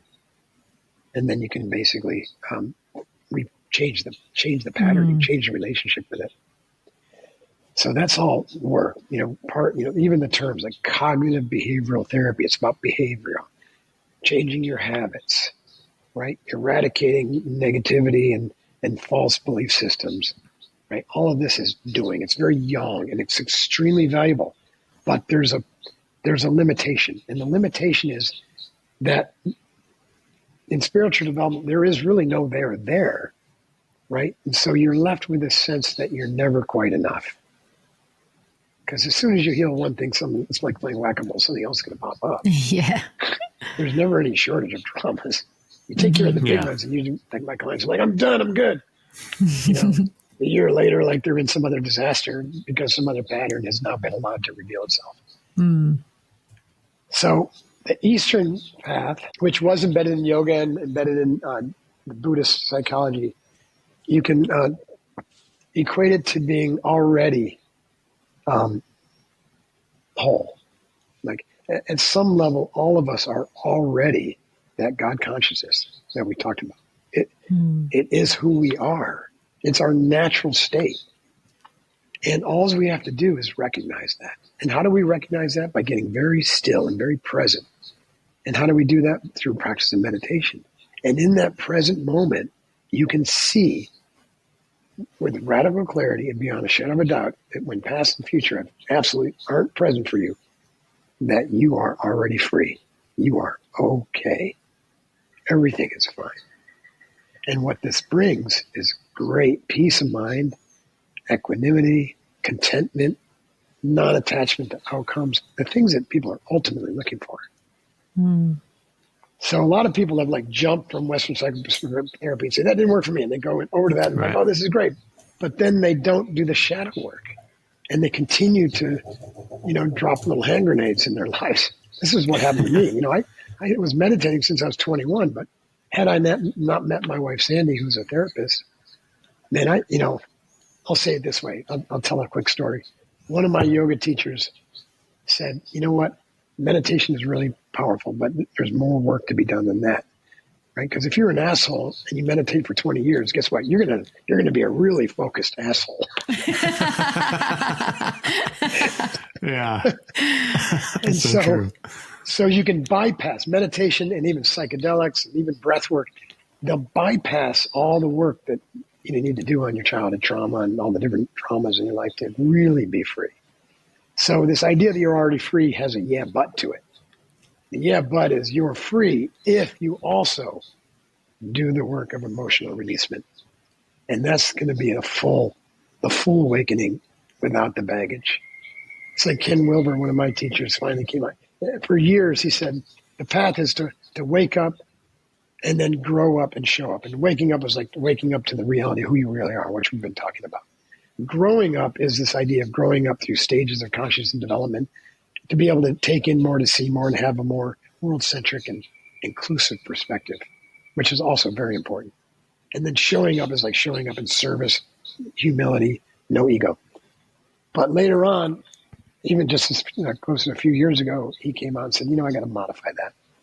We got to add cleanup to that. Cleanup is the emotional work, the shadow work.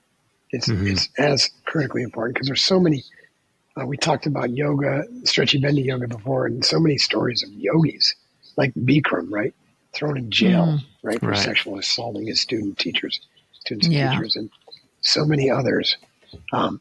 they seem to be at the pinnacle of their great spiritual awakening, and yet they still got these patterns that are negative or that are doing harm because they didn't do the emotional work. Yeah. So it's really important to do both. So this is kind of what I teach, is the yin of the Eastern practices, which is I'm already free, I'm already receptive, and the path to that is the path of the mind and open the heart. And then the Western psychotherapy is really the path of the hands, the work. I got to do the work still, right? I got to get messy with this emotional stuff. So I've been involved in therapy since I got married back in 1994, and it's a long process.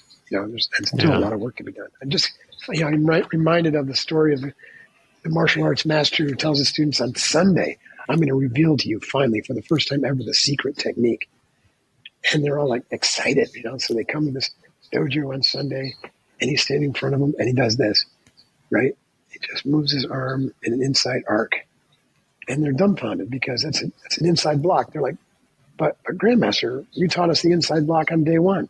How is that the secret? He goes, I know. I think I'm finally starting to get it. So the secret was there's no there. The journey is the destination. Yeah. Every foot, right? Think about this. Let's say you do achieve awakened awareness or enlightenment. Is it the last step that's the most important? No. Every step on your journey. If you're climbing Everest, is the last step up to the peak the most important step? No. Every step is important, including the steps down, right? Yeah. So it's the journey.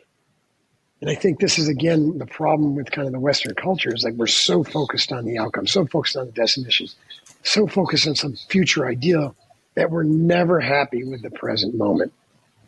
We're always craving something different, something more. We're always filling the present with something that is like a grasp or a task or a to-do or even when it comes to training. And I'm a victim of this in the past where, I've got this checklist of all these things I got to do. Now I just do it for joy. I don't do anything before 10 o'clock in the morning because I just absolutely love waking up and doing my morning routine with meditation and box breathing and journaling. And I do it with my wife, right? So a couple that trains together stays together. And then we go down to our training center. We do some yoga, and then we do our functional fitness workout. Then I do a sauna, cold plunge, got my hyperbaric chamber. But I used to do that, and if I missed it, man, I was wrong. I got to make it up. But now it's just pure joy because I like it. Yeah. And if I don't get to do it, then it's no big deal. Yeah. Well, that answers my question about how to sustain this long term, because you'll reach a point when if you're hitting, waking up early and hitting the sledgehammer every day and you're just, pounding away at your life, at your body and everything else, you'll reach a breaking point, mentally, spiritually, all that stuff when you don't incorporate all these things.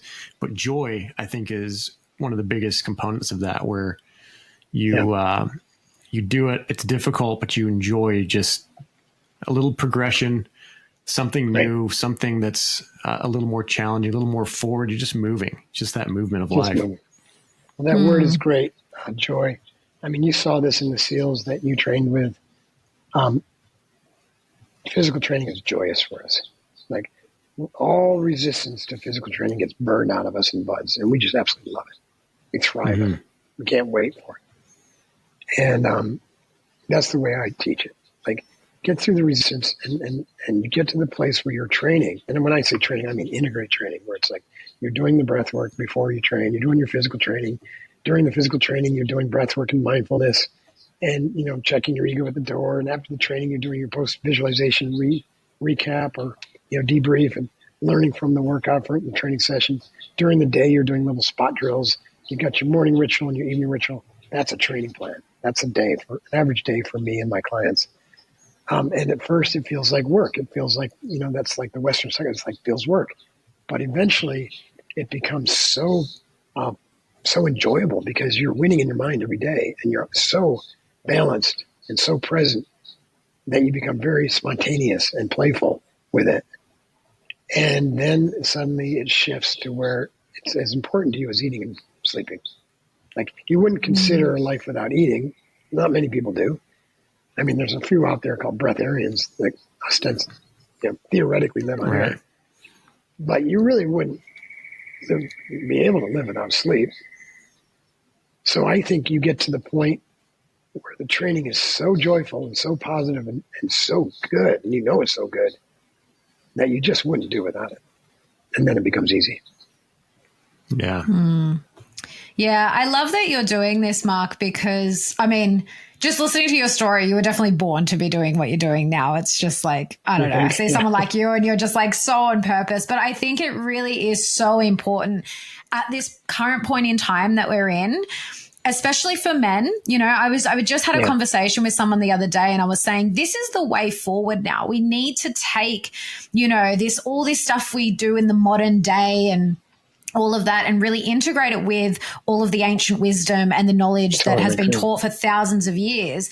And it's integrating that and being able to, I think it's more digestible for people, like especially in the Western world. You can't really just shove down all the Eastern philosophy down their throat because it's too jarring. So yeah, I love everything. I love this conversation and I just love everything that you're doing. And I think it is so important, especially for men, to have men like you as a role model, because you really do such a beautiful job of integrating like the yin and the yang and, you know, delivering it in a really, really digestible way. That's right. We have to, especially with AI and exponential technology. I mean, the most human aspect of being human is play and creativity and spontaneity and intuition and our ability to relate at a deep heart level. All of those are skills that are trainable. And most of them, nobody's ever trained. And so those are the skills. Those are the leadership skills and those are the life skills. And they all are embedded, like you said, like in those Eastern traditions. But you got to take the foo out of the kung fu. We got to Westernize them, and we've got to soften the Western stuff for those in the East who, you know, don't want it crammed down their throat and don't necessarily want to pave over their jungles. You know what I mean? Everything's got to come back into balance. I'm very optimistic about the future. You know, people are scared to death of AI, and I look at AI as just another vantage point of consciousness. You know, and if you ask AI some of the questions like about this podcast, some of the things that I said, you know, it's going to give you some extraordinary answers. And it's going to have all that knowledge when it becomes self-aware. And so I could see AI becoming self-aware as an enlightened entity. Yeah, I definitely hope so. I don't fear. I hope so too. Yeah. If it's trained properly, if it's allowed to go there, right? It's possible that so many guardrails are put on some of these, and they'll be trained for, you know, nefarious purposes. Yeah, and that wouldn't be good. So we are kind of. It seems like we're an inflection point, but honestly, this is the dance of Lila, the dance of life. There's 8 billion worlds out there. In human worlds, and there's an infinite number of other worlds. Every animal has a different perceptual experience. They see things differently, they experience time differently. Even humans experience time differently, depending on where they grew up in their culture and whatnot. Me growing up in the 60s without any TV and a cell phone or internet, I can use my brain in different ways where people today can't do it. Right? So it's every experience is extremely unique because you are an expression of God. That is a unique expression of God. So forces in culture understand this and try to shape minds to meet their reality. Governments do this, churches do this, media and corporations do this. Cults do it. And the whole idea is to get as many people to kind of believe the way you do so that you can keep them in control. And the best way to do that is through fear and through disease. Look at what the hell has happened in America. Right. I mean, I love Kennedy as Maha because like we're over 50% of this society is obese. It was only 3% when I grew up, or 6%. It's crazy. Wow. Yeah. And the corporations just lap it up because they're making all this money and they're not trying to do it. They won't do anything about it until they're forced to do anything about it. And same thing with the vaccines. It's crazy. You guys got that stuff shoved down your throat. Yeah. Yeah. In Australia, they start giving vaccines. Cancer. If you look at the rates of cancer, they started going up as soon as they started administering vaccines. Yeah. Yeah. And all sorts of other autoimmune diseases and whatnot. And yet the vaccine is an orthodoxy. Like, you just can't talk about it with people because they think it is saving people. And the reality is it's actually weakening immune systems. Yeah, I agree. Yeah, I'm still, I think I need to do a homeopathic detox of the stuff I got as a kid, and then what I got in the military as well. Oh, in the military, I got crushed with all the cocktails they gave me. I'm with you. If you find a good one, let me know. I really could use that. But back to my point, all of this is within our control to change. Right? One of the things I like to say is we have the ability now, like this conversation, and the people listening to this, we have the ability to be the change that we want to see in the world. Gandhi was right. If you want to see change in your world, change your inner world. And then what you experience will change. But we can change the outer world by doing that at scale. For me, scale is 100 million. That's why I said, I just threw it out there, 100 million. I want to have 100 million people who achieve a state of awareness that is positive, like your term, forward, looking with optimism, and turns their back on negativity and violence and says no. The persistent cycle of violence and funding violence, and I include violence to the body through toxins, right? Yeah, that we put in the water and the food and the land, and toxic negativity in news and politics. Just turn your back on it all and just say no, and to create a more beautiful world that your heart knows is possible. Yeah, I stole that line from a friend of mine. I love it so much. We can create a more beautiful world than our hearts knows is possible. Charles absolutely.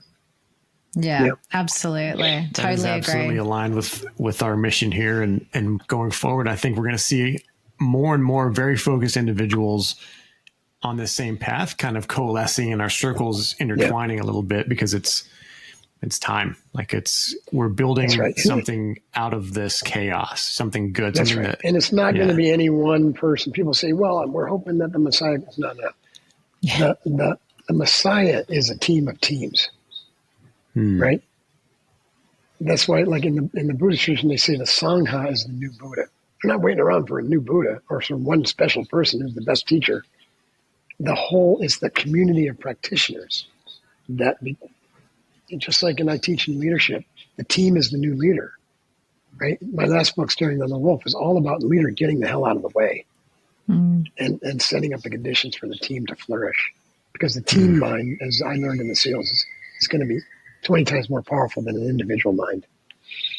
Yeah. So we're developing these tribes of tribes, teams of teams, cultures of cultures that are all in mutual support, and having conversations like this. And some might use slightly different words or practices, but we're all talking about the same thing. We're talking about a path to integration. There's 1,000 paths. The problem is Westerners love to dance around the base of the mountain and taste all the little paths. And like, I have people come to my program like, oh, good, I did that one, check. Now I'm going to go over to Stephen Kotler's Zero to Dangerous, or, you know what I mean? I'm going to try that one. Yeah. And they never really actually make any progress because they're just bouncing around the base of the mountain. So just choose one path and stick with it. Yeah. Well said. That's my advice to anyone listening. Choose a path and stick with it. Unbeatable Mind is my path. It's a path of integration. Your path is a path of integration through holistic health and healing. Yeah. By the way, thank you so much for your healing rub, alleviate. That stuff is amazing. It's really helping. Thank you so much. Yeah. Yeah. Oh, well, I see a divine purpose because no pun intended. Well, I'll tell a very quick, funny story. But I first injured my shoulder, which is where Alleviate came from. And I first injured my shoulder because of SEALFIT, because Sorry, I was dude. like, we've gone full circle. But, I take full responsibility for it. I was doing too much too quick, doing a lot of swimming. I taught myself how to swim in my 20s using a Navy SEAL combat side stroke DVD. But now that injury is there in California helping you recover from your injury. So with Alleviate, full circle.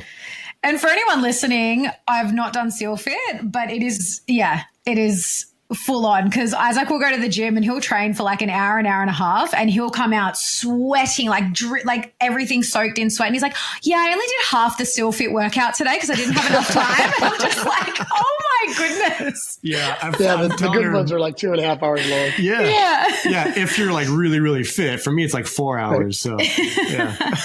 Yeah. So no mean feat. But thank you so much for coming on, Mark. I absolutely loved this conversation. I feel like we could talk for hours. But where can people find you? Obviously you have a lot going on, but maybe do you want to touch on some of the programs and what they offer if people are interested, and where they can get involved? Yeah, my of course the books are on Amazon. If someone's like, hey, I really love this conversation, where do I start? Because you got 6 books. I would say Unbeatable Mind, because that's my self-published book and I've upgraded it 4 times. It's awesome. Way of the SEAL is like a sister book, which is really more about leadership, but similar principles.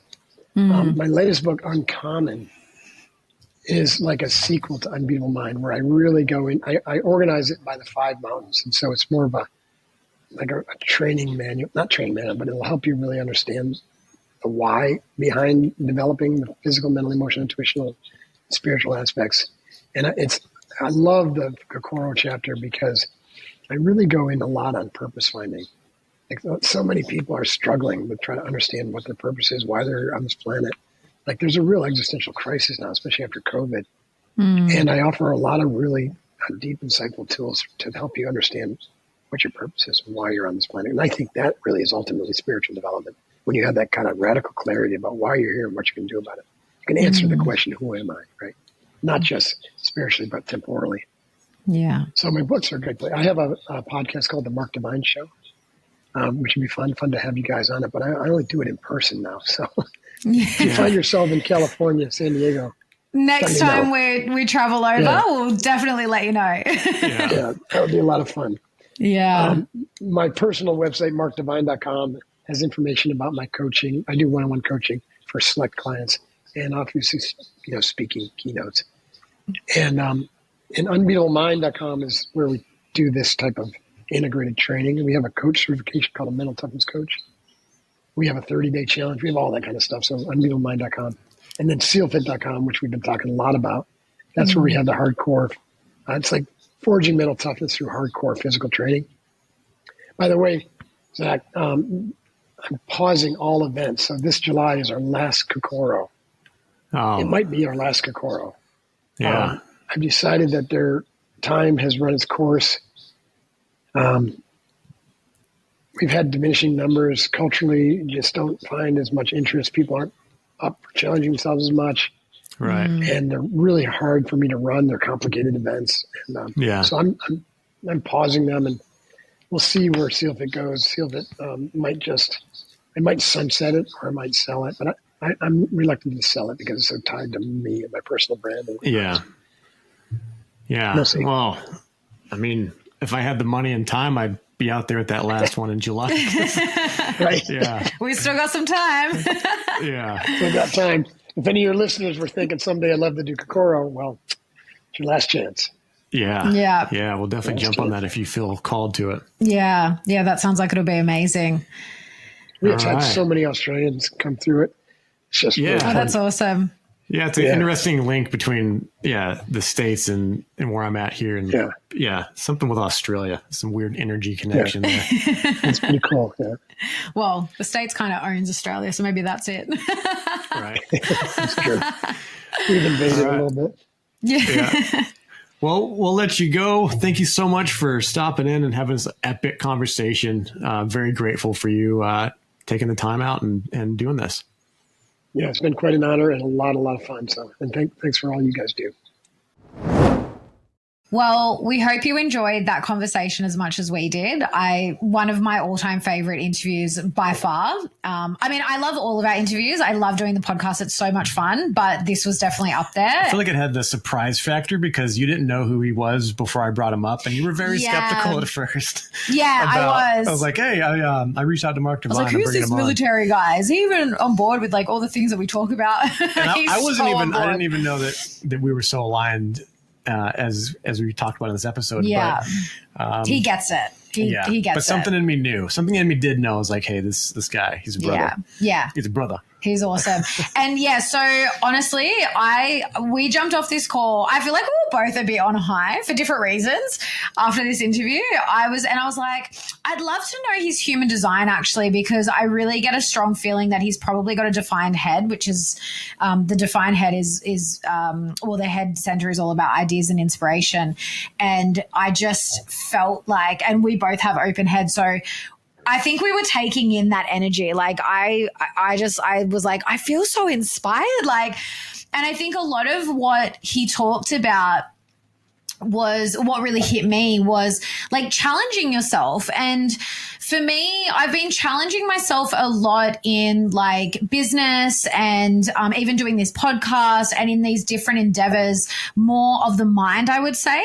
And I'm very comfortable in challenging myself when it comes to things of the mind, but I really haven't been challenging my body enough. You know, I've been sort of starting a workout program and not following through and doing all these things. And so I actually, after this episode, and I didn't realize it until we started recording the intro, but it was actually after this episode that I finally quit coffee and sugar at the same time.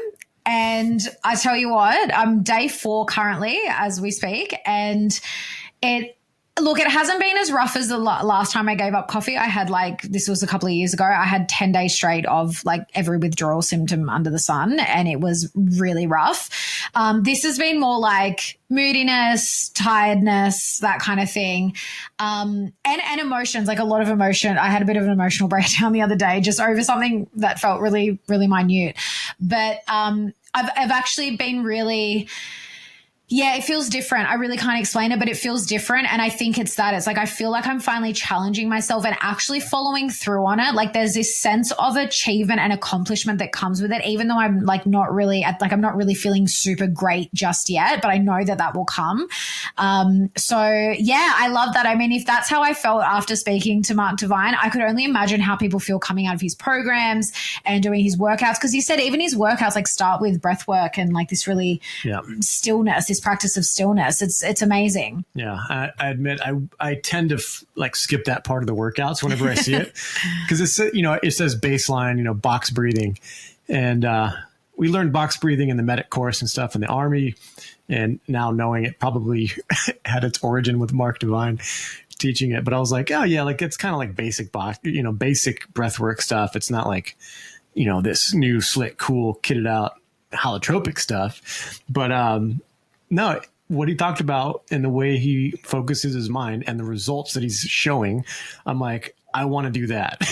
Yeah. I know that I could do that, but I need to focus more. So. Yeah. Yeah. It's interesting, isn't it? We're really opposite like that. Like you tend to challenge yourself more physically but like, I guess the mental stuff comes a little bit more, like it's more that's more challenging for you. Yeah. I don't know.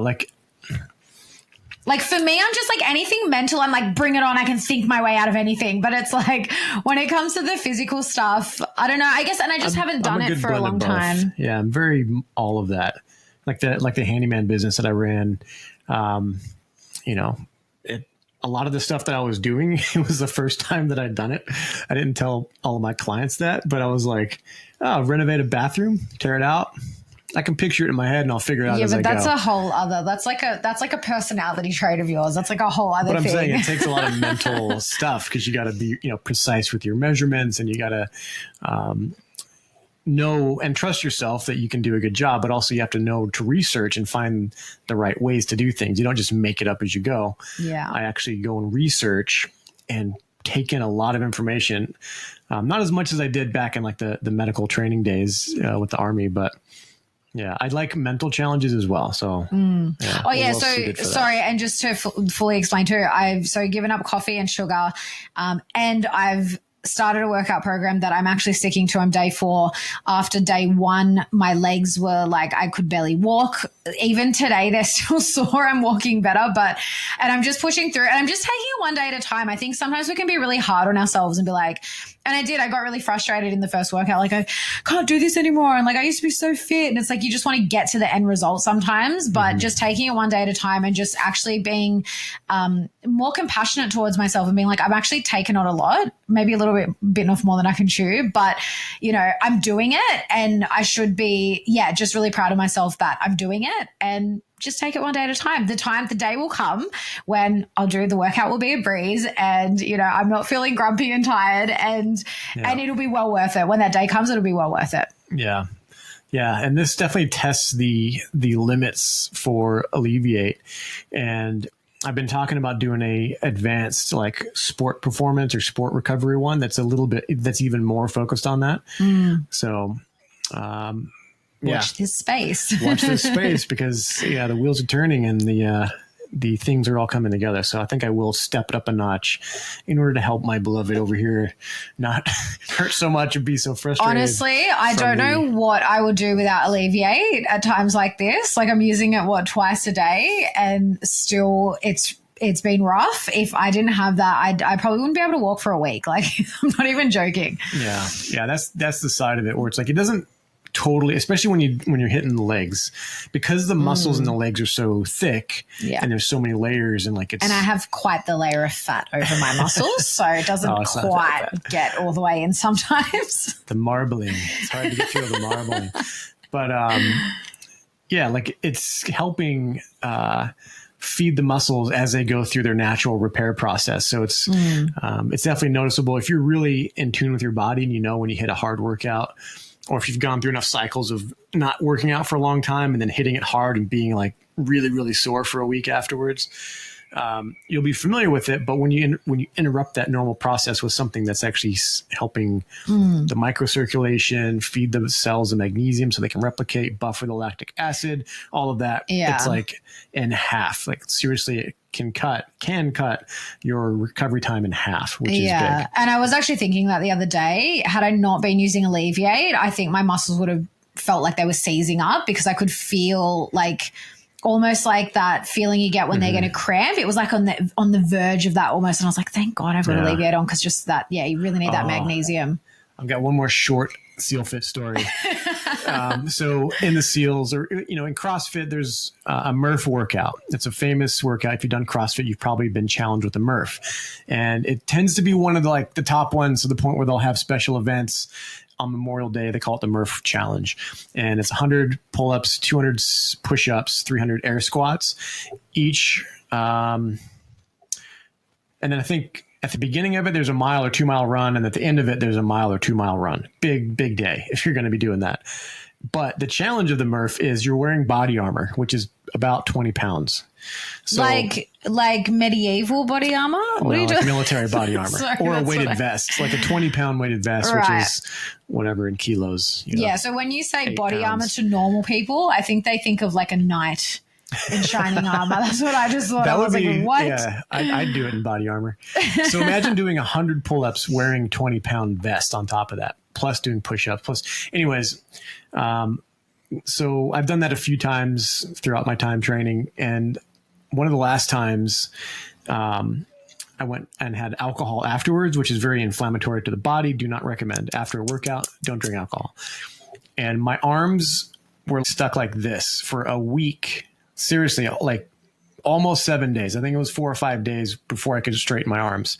And they were so cramped up. They were so sore. I couldn't sleep for several days. I mean, I was sleeping, but I would like wake up every time I moved in my sleep, just the throbbing, aching pain. And it seriously felt like something was wrong, but I'm not going to the hospital because I got to go to work, So I would put ACE wraps, but I would put Tiger Balm all on my arms because I'm like, this has got to work, right? This is what the martial artists use. And I'd put it on and I'd wrap it up with ACE wraps, and then I'd go to sleep.